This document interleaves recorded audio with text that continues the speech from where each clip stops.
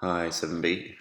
Today I want you to do something new, but I'm not here to explain it well. I explained it to Lachlan yesterday, so he might be able to help you guys do that as well.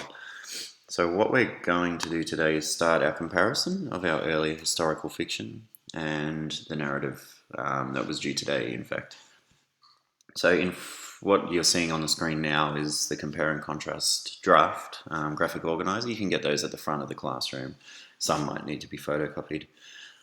With text 1 and text 2. So text 1 is your historical fiction from the start of the year, or text 2 is your latest narrative. Now, some people who did poetry for their latest narrative might want to compare to their conflict poetry that's in the books on the shelf. So that might be for Krathika and others. So here's a example straight up of what I expect you to be comparing. And here's an introduction. So the following is a reflection of my work earlier this year and a piece of writing that I've just completed, comparing similarities and differences to do with tone and mood, leads, characters with internal conflict, personal goals appearing in writing, and using the senses to describe a setting. In this case, the first thing that I wanted to compare was my use of leads. And you can see that I've broken this up into colours to make it easier for you guys to see. You obviously don't need to do that. But in my first writing piece this year, I used the lead that said once upon a time. Once upon a time, not one upon a time. But in a later piece of work, I've used the lead stories, Connor thought, with dread as he walked home. Now, this is not real. I didn't use these. I'm just using that as an example. So I have two examples, and then below that in the purple, I have the explanation of why I think I've improved, or why the first one was not a great use.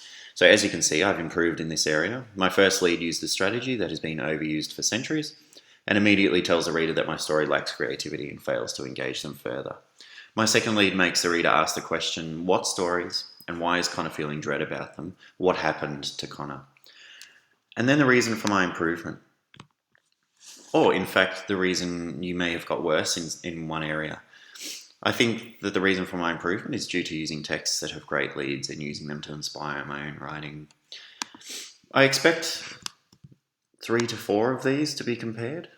And if I take yesterday's work that we heard from Izzy, one thing I can say that there's been a big improvement in that particular piece compared to the narrative at the start of the year was that there's a much greater sense of characters with personality. So the first piece was about an asylum and there was a lot of action. The second piece is about the abstract concept of love and the theme of breaking up.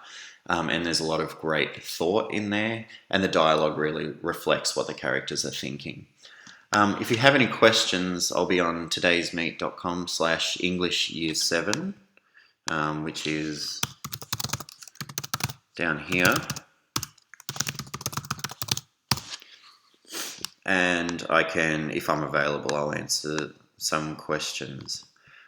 So there you go, todaysmeet.com/English Year 7. If you didn't finish your self-assessment from yesterday for your tone, mood, persuasion analysis of Blueback, Revolution and The Inconvenient Truth, complete that first.